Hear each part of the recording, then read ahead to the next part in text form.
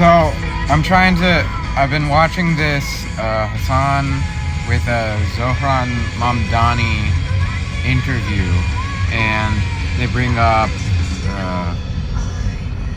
rent freezes, subsidization of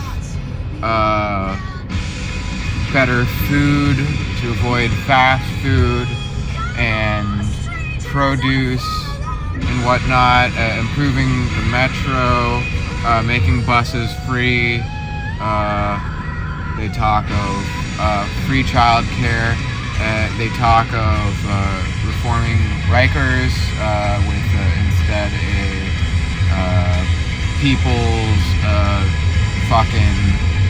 housing for homeless people, for instance, so that would avoid whatnot, such not things.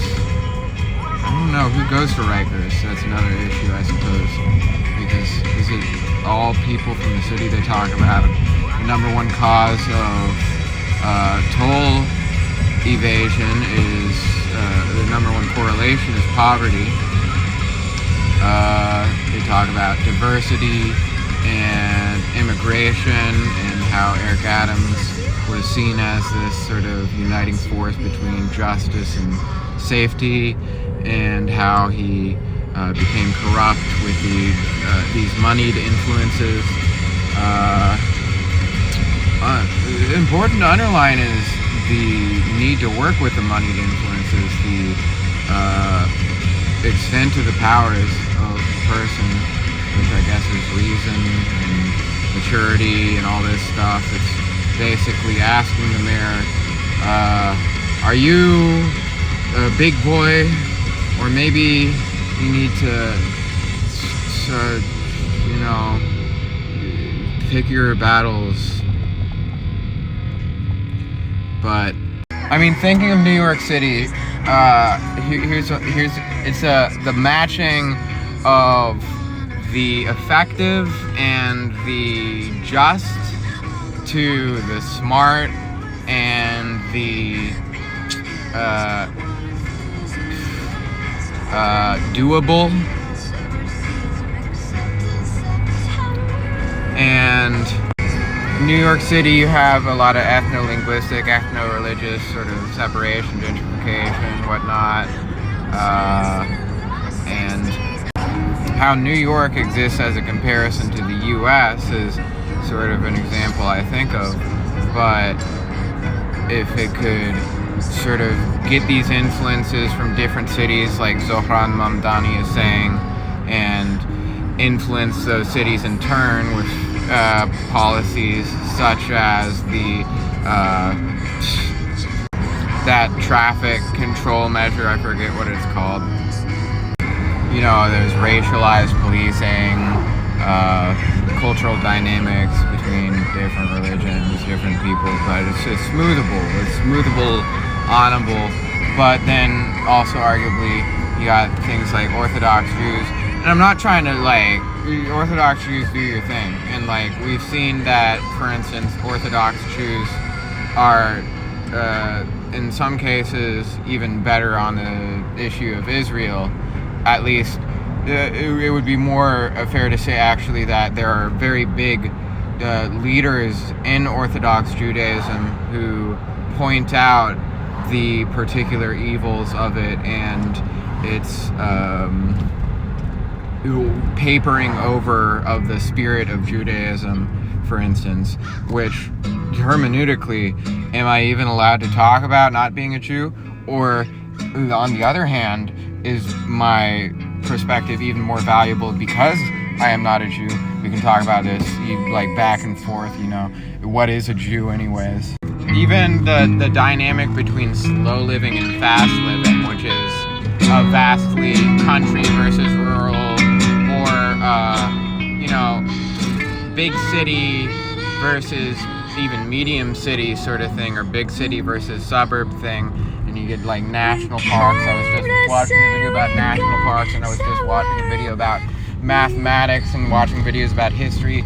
These even cordons off of different spheres. How do we imagine a space where people are both different and also sharing interests. That's the struggle we have with diversity, so to speak. Which is not to say, like Hassan makes the argument that the countrywide immigrants are a lower proportion of crimes, but that's also kind of like I agree that immigrants aren't bad. I agree with that. So, that we should encourage immigration and stuff.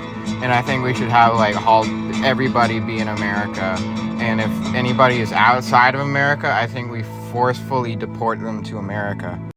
But it's a fallacy to say, okay, so say immigrants are causing crime, right? Of course, this goes into norms around family and romance and lifestyle. Lifestyle includes career and health and what you do to your body, your expression mentally, and all that sort of stuff. And your skills and your mode of survival. There's a stereotypical movie characters like a film director like Adam Driver and that one the guy who's not Noah Bumfeld, the guy who's not Wes Anderson, whatever his name is, Baumbach. And he's that stereotypical, he has art, but he like puts it through this male frame, this like masculine frame of, it has this, such and such. And how much of this is there machismo amongst gay men, like Tennessee Williams? I don't know. This is all I'm naive about it. Like a stereotypical thing about old gays, right, is that they're mean, like Donald Trump, right? How do we fucking interact with animals and shit? We fucking eat animals and shit. And then we're like, oh, there's a one true God. You don't do this communism stuff. You don't do this diversity stuff. You don't do anything queer or, uh, you know, against Eurocentric framework. What the fuck am I telling you? And then we have people in this survivalist versus thrivalist frame, and that medicalizes people into neurodivergence and trauma and whatnot.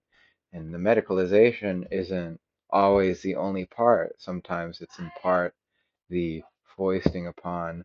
But for instance, you could see this in how they used to put women in the asylum. And sure, there were probably good cases where the woman needed to be put in an asylum.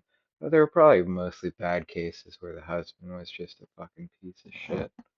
I really hope Mom Donnie is elected. I'll say that much, but when I get to this frame of the arguments are all around this imagined community of progressive, which doesn't actually, we don't know exists.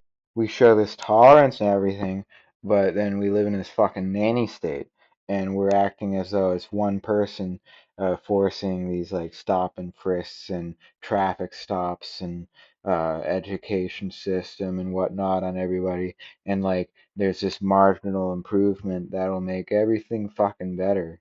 Trying to view there as being a positive part of humanity when it might be that humanity is just this fucking boot smashing down on you, and you think for a second you're not that boot, but I think there's value in particulars and in universals. I don't value the truth. I don't give a shit in ways that some people may frame things. The seesaw is this way. Like if you're a Christian, for instance, then you have to realize at some sort of level, without an egoic even dimension to it, that it's some sort of merit of yourself that allows you. Of course, there's the pegging yourself down, right? But then there's some lack of merit or establishment of wrongness that keeps me from being a Christian in your eyes, or whatever, or just unfitness or whatever, in a non-judgmental lens. There's a lot of negativity I feel on a day-to-day basis. It's alienating. And there's frames that a lot of the people I know and care for pose to me, and or that I imagine that they have, which I often find negative or just vacuous. Or I don't want to stress about it. There's no point in doing so. You can't like get all of it in like one fucking video. Like this is in the 10 minutes. It's shaped by 10 minutes. Shaped by.